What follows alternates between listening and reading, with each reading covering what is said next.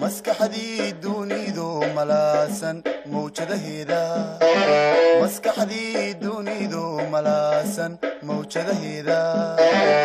kala miirtay ee macnaysay maarkii qarsoona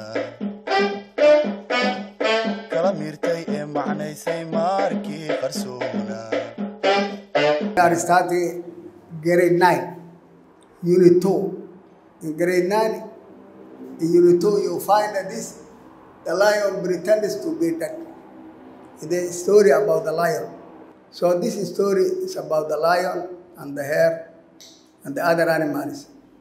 So now we are going to use or to talk about the learning objectives of this unit or this unit. So as we said in the beginning, we started with our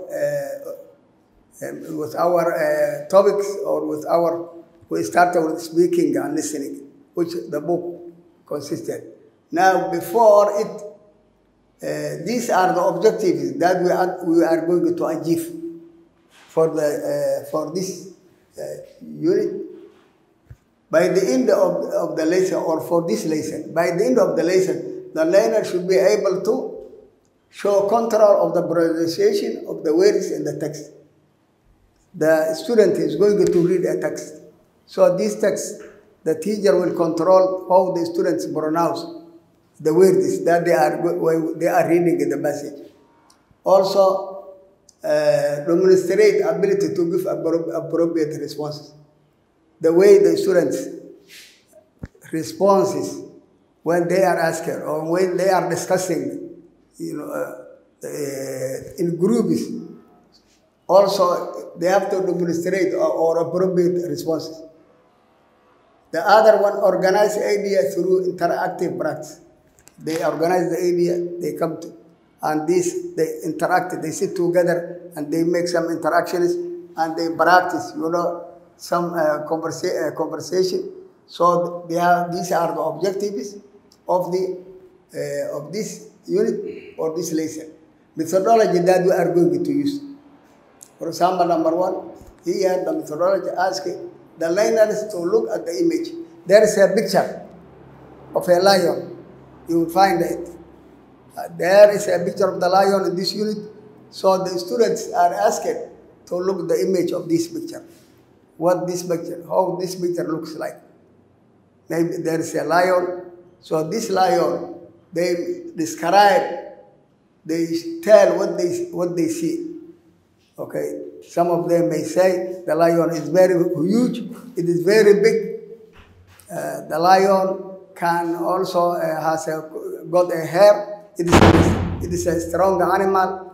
So the students may describe the image, the picture. So the picture is there, so they have to talk about. After that, there is a discussion between the students. They discuss. So let learners talk freely about different behavior of the human being. There are different behaviors. As you know, people behave differently in a different way. So when they talk about freely about different behaviors or types, they may say, some of them, they say, gracious. Some people have got good behavior. Others have got bad behavior.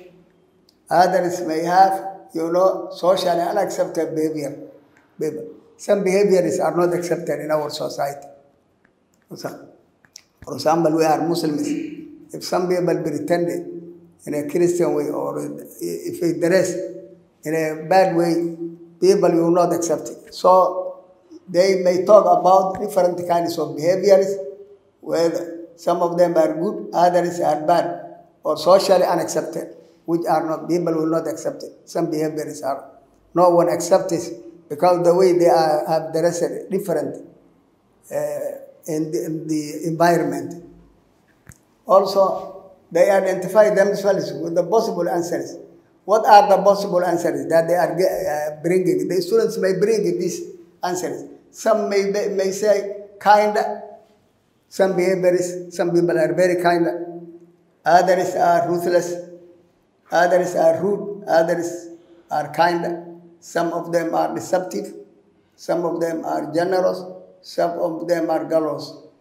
So these are the students, the words that the students produce or say. Okay. Or after that, they selected the good behaviors which are acceptable in the society. Why these behaviors are good? Why these behaviors are accepted in the society? So they selected some of the behaviors. These are also the assessment. Okay? Number one, oral questions. The teacher may ask them some questions related to the image of the picture. He may, the teacher asks them, you ask, what do you see here? What is the name of this animal? Where this animal is found? What is the character of this animal? Is it a wild animal? Is it a tame animal? Do you like this picture? What does it do in the forest? Why do people call this animal, it is a lion, the king of the jungle? Why is it called? So, oral questions.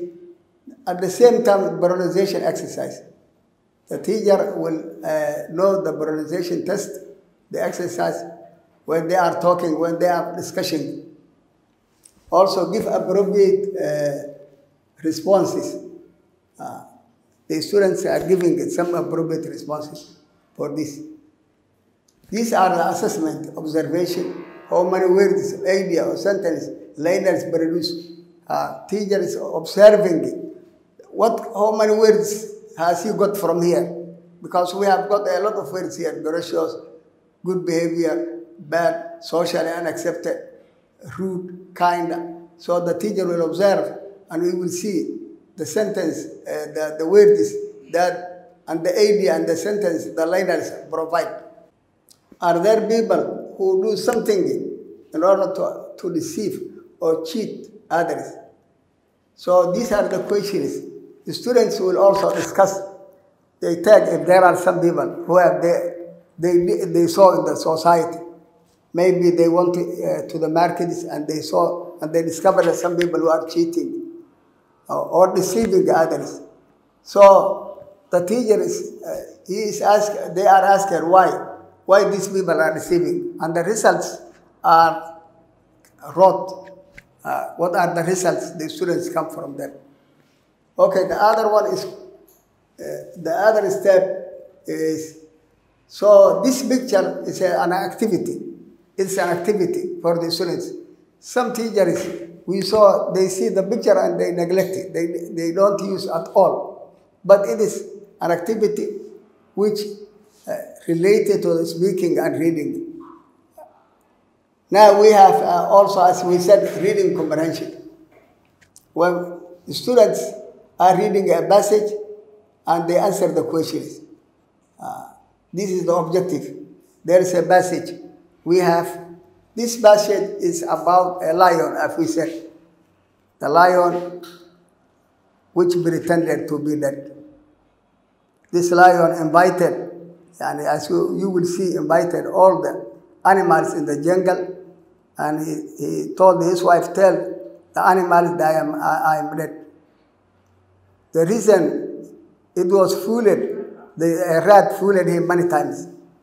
Now the mother started, the wife started to cry, and he said, my husband died. But the hare said, it is impossible. Was he sick? He asked the other animals. They said, we didn't hear that message. Then they said, did he cry? Did he cry when he died? They said, we didn't hear. And he said, this is not acceptable. So this is related about, it pretended to be a death. So it is about this, and they read a passage about the lion. When they finish the lion, they are going to answer the questions related to the passage. After that, they will summarize the main points of the passage. The passage has got main points, maybe it's a longer passage, but they write the important points. When we look here, the methodology, here the teacher will read the passage very loudly. Why the teacher is reading the passage very loudly? He wants the students to hear the way he is pronouncing the words. That is why the teacher will read the text very loudly, and the students will listen very attentively, very carefully. They will listen carefully, the passage. That is why. So maybe when they listen, he is correcting the pronunciation. The way he is pronouncing it, they listen very carefully. After that, they will read the passage silently. Silent reading here. Learners read the passage silently. How many? Twice or 3 times. To select the so why? Why do they read 3 or 4 times? Here we have the objective to summarize the main points. So when they read the silently, they understand everything. That is why they read 3 or 4 times. When they finish reading, they will summarize the main points, as you see. Or sometimes they may make some intensive reading. Also, they may order it to have some skimming, to skim, to read the very quickly and scan some words from it. So this is the other. As we said before in our general information about the books, we said in the beginning, speaking and listening. This is the second. B, reading comprehension. Students read the passage and they answer the questions. After that, they summarize the whole points. And these are the steps, the activities they are going to do. Here, correction, the assessment is to correct the comprehension questions. There are comprehension questions to be corrected, and also writing a summary. When they write, these are the assessment of the. Okay, in this, as we said before, we said we have in our general information, we said every unit consists these topics. Now we have finished speaking and listening, and the way the methodology you said and the assessment. Now here also we also read about the the passage concerning about the dead pretending to be dead. Now the third step or C is vocabulary. Where does this vocabulary come from? In order to assess whether the students have understood or not, we provide some vocabulary from the.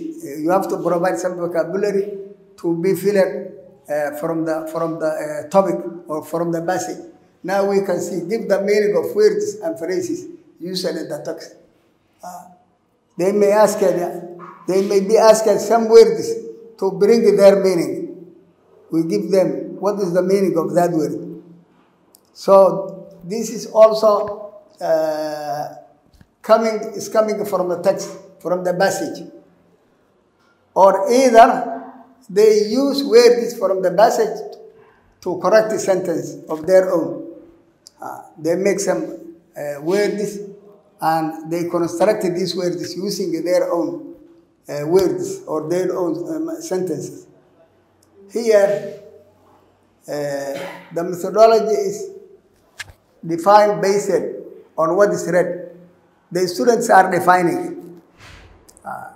The students define, they are asked, they define some words which are based, which came from the passage. Ask learners, the teacher is asked ask learner to give meaning of words used in the passage. They have to bring some words. These words did not come from somewhere else. It came directly from the passage. So they are asked some words, the meaning of the words. At the same time, they complete sentence completion activities, individually or in a group. There are other activities which the students are supposed to complete. So this also, maybe they are given some sentence, and this sentence, there are some words in a box. And according to the box, they fill, okay, these words, the sentence with the words provided in the box. Here, learners are assigned to do some match questions. Maybe the students may match some questions. Some vocabulary, or maybe they are synonymous or antonyms. Some vocabulary which are opposite or similar in meaning or different in meaning. So here, we are on the passage, because this is the assessment, whether the students have understood the passage they have taken. Also ask it to form synonyms and antonyms to constructions. The same, these opposite words and similar words are also asked students to put them in a sentence. So we can see there is no word without using it in a sentence. So sometimes we find in our schools, we have a lot of words in our mind, but we cannot use them in a sentence. When we are speaking, we cannot use these words. Now everything is clear.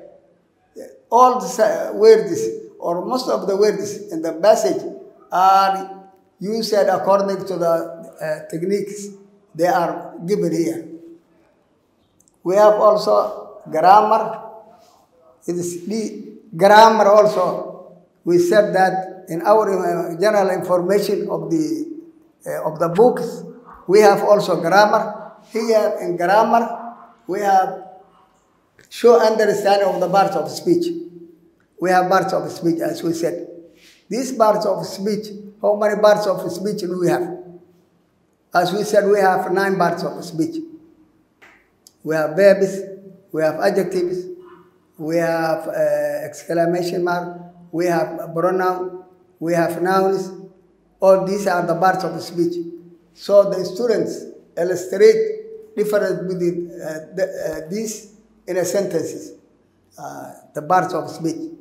Maybe, so these parts of speech, here we have asked a learner to define verbs. For example, students are defining what is a verb. We know verb is an action word. It is the word which shows an action. Or it is also being stated. It shows us something action, or either something that is states something which is directed showing. So learners, they have to divide verbs and different between transitive and intransitive verbs. For example, verbs are 2 kinds: transitive verbs and intransitive verbs. Transitive verbs are verbs which take an object. For example, the cat killed a rat, if you say. So the rat is the subject, killed is a verb, the object is rat. So transitive verbs always take an object. While for example, this one, the boy kicked the ball, this is a transitive verb. We have here the subject of the sentence or the doer of the action here. And this is the verb, and this is the receiver of the action. It happens to the action, this one. So this is called a transitive verb. So if you see a verb which takes an object, or a verb which can take an object, we call it a transitive verb. So intransitive verb, we said, does not take an object. For example, here we have an example. The boy played well. The boy played well. There is no an object at all. So there is no an action. This boy did not make any action on this. It said the boy played. He played himself well. So there is no an object. This kind of a verb is called an intransitive verb. For example, if you say the boy died, he died. Is it transitive or intransitive verb? What do you think? I think we can say, if you say the boy died, there is no an object, we can say it's an intransitive verb. And now, the teacher asks learners to define the difference between transitive and intransitive verbs. we have this transitive intransitive verbs. You are supposed, teacher, to ask the student, ask them if they can answer. They have to bring it, or they have to give you the answer of these verbs. What are the transitive verbs and what are intransitive verbs? Let them answer these questions. Maybe if they will not answer, finally you may give them an example. But it is always necessary. It is always necessary for you to ask them questions. The answer must come from them. What are the transitive verbs? They have to discuss maybe in groups or in pairs, and they have to bring up the answers of transitive and intransitive verbs. For example, also we have here, learners also discuss the three parties of the verb. The same thing, you have to ask them, what are the three parts? There are three parts of every verb. So ask the students in your class to discuss or to bring the result or the answer of the three parts of the verb. Every verb has got three parts. Let them try their best, because if you give them the answer, that means it's a teacher-centered. You are feeding it, spoon feeding it. You give them the answer. You are not allowed to give them the answer. Don't give them the answer totally. Ask them. They have to bring the answer and listen them carefully.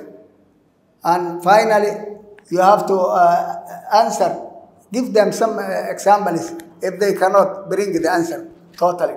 But always they have to bring the right answers, because it's a child-centered. The child is supposed to answer these questions. Whatever it is, he is supposed to answer. Now, okay, let the students give examples of auxiliary verbs. What are auxiliary verbs? Ask them. Auxiliary verbs, or we call helping verbs. These helping verbs, auxiliary verbs, ask them. Let them answer also. Let them discuss. Let them bring the right answer. Maybe if they will not get the right answer, you may have some answers here. You may give them this. Okay. Ask them also, what are the importance? What do vocabulary verbs? What role do they play in the language? What they are supposed to do? Do they bring some actions or not? What are they? Why do we call helping or auxiliary verbs? What is the reason that we call? So you are supposed to ask these questions also. So the assessment will also correct the sentence exercise. They are corrected the sentence the way they bring the answers. The teacher will correct them. He said, you are correct. This is the correct answer and this is not the correct answer. Also, there is an exercise in the book. They have filled gaps there is an exercise which in the book. So they have to fill the gaps with appropriate auxiliary verbs or helping verbs.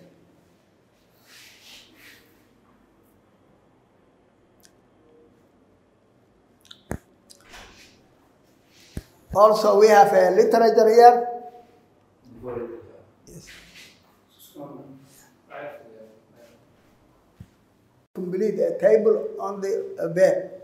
There is a table in the exercise book. You'll find this in the exercise book in this unit. So there are some vacant, some places which are not filled. So let the students fill these gaps to the parties of the verbs. So here also ask learners to complete sentences. Also, there are some sentences which are completed in that area, in this. So ask them to work on this. Don't work yourself. Don't do yourself. Let them. The students are supposed to complete the sentences in this and the fill gaps in these appropriate words. The appropriate, when I'm saying appropriate words, I mean auxiliary verbs or helping verbs. This is what I mean. There are auxiliary verbs which are completed in this vacancy. So here we have also a literature. We have oral literature. Here we wrote oral. What's oral literature? Ask the students. In the beginning, ask the students what's a literature. What do we mean by literature? Okay? Literature, maybe most of it in Somali language we call Sugan. So ask them what is a literature. Also ask them what is oral literature. Because literature has got special parts which call it oral literature. But so ask them what this oral literature and what the oral literature consists. Now we have here, the objective is here to distinguish facts from opinions. There are some facts which are in the literature parts, and there are some opinions provided by some people. So ask them the different. This is also this is the objective to distinguish facts from opinion. Here, the methodology that we are using here is asking the learners to define literature. Exactly. Exactly. They are asked, you have to ask, what is a literature? What does literature consist? What is a literature? Because in our language, we have literature, we have Sugan, and we have different parts of our literature. Now, English is the same thing. So ask them, what is a literature? Also, this is A. B. Ask oral literature. What does oral literature? Okay?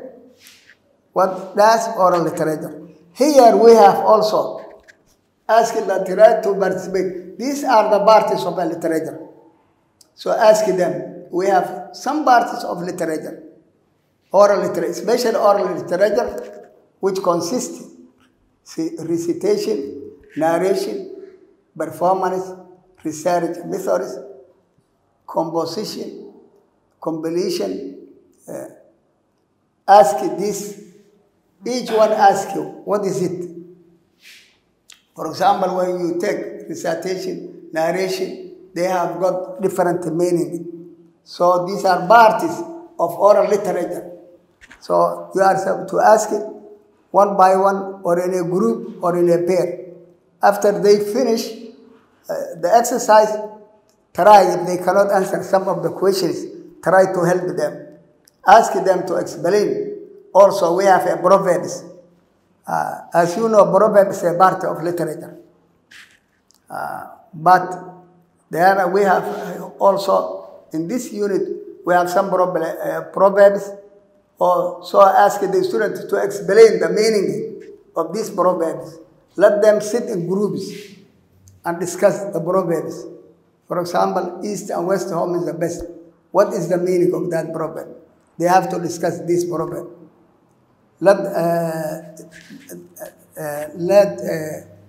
Strike the iron while it is hot. It's another proverb, maybe. So there are a lot of proverbs, but in the textbook, we have special proverbs. Ask the meaning, let them sit together and discuss the meaning of these proverbs, what the proverbs are carrying. Because every proverb is carrying a special message. In Somali language, we know when you say, for example, if you ask that question, it has got a meaning. It has got a figurative meaning. But it looks like it has got a literal meaning also. So ask this and let them discuss in a group and bring the answers for this. If they cannot answer these questions, maybe if they cannot tell the meaning of some proverbs, you may help them, because the teacher is a facilitator. He is not allowed, the teacher is not allowed absolutely to explain or to tell something. They are the children are the center of education. It is not the teacher who is supposed to give the answers. Students should bring the answers from.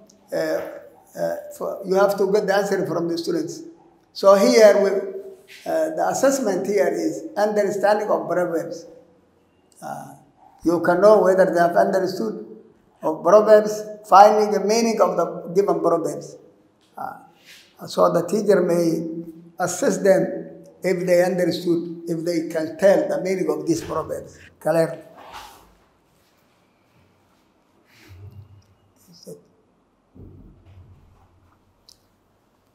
Here, as we said, writing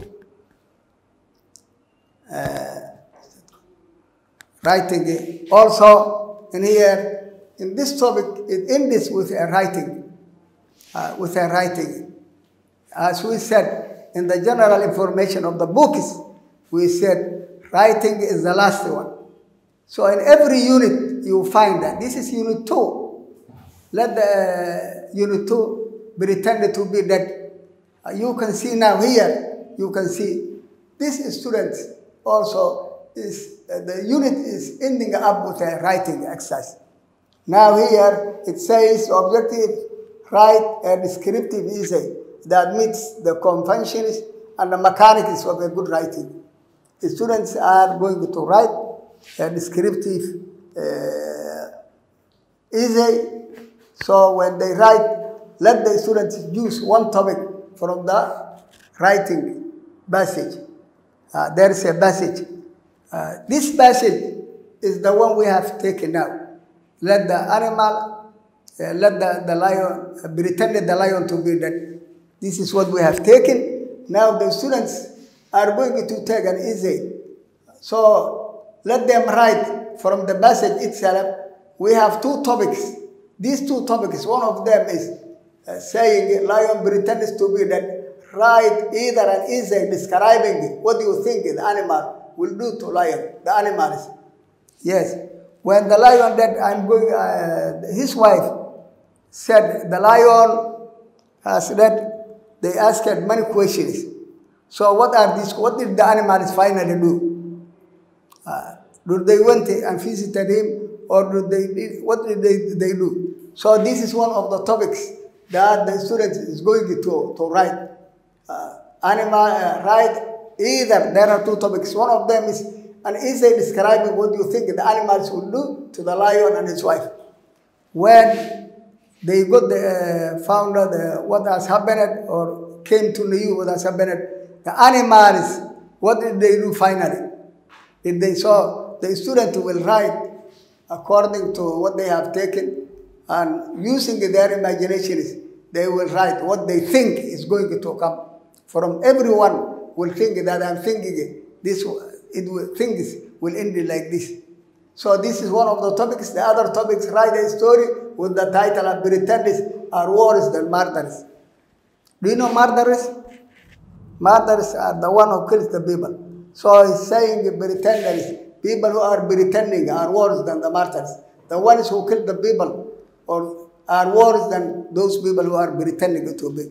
So these are the 2 topics that the students are write something. So tell them, let them, and try to correct this sentence and give them feedback whenever they finish. Assessment. Okay, the assessment is writing descriptive essay. The teacher will assess whether you have to assess if they write what they are told to do. So that you have to do this, look this exercise and correct it for the students. Also writing exercise, write a story with the given title. Also they have to do this. They are given titles, and according to the titles, they have to, the teacher should assess them whether they met the right criteria or not. Yes, now you can see here we have this unit, we have taken unit 2. And this unit, these books have got a special format. They started listening and speaking, you said, we started reading comprehension, we started then vocabulary, then grammar, then literature, and right on. So you can find here these books are, you know, the way they are going, the format they go is regular. It's a spiral. They come, every unit is like this. So the teacher is you are very, as a teacher, you have to follow all these steps. Number one, you find an objective is, what are you going to what do you want to receive the students? For example, you find that the schools, they take a book immediately and they teach without any aims. What kind of skill are you going to develop? Are you going to develop reading skill, or are you going to develop? So it is very always important to know what are the skills that you are going to develop and the method that you are using, and at the same time the assessment. These are very important for the teachers. If you don't try this, some teachers, they may take the book on the table and they go directly to the class and they give them a lesson and they explain the lesson, and this is what we are going to be against this. Child-centered is very important for our schools. That is why our schools do not have any base. If you ask them questions in English or Arabic, they cannot express themselves in English, either English or Arabic. And this is the problem that we have now. Thank you very much. kala miirtay ee macnaysay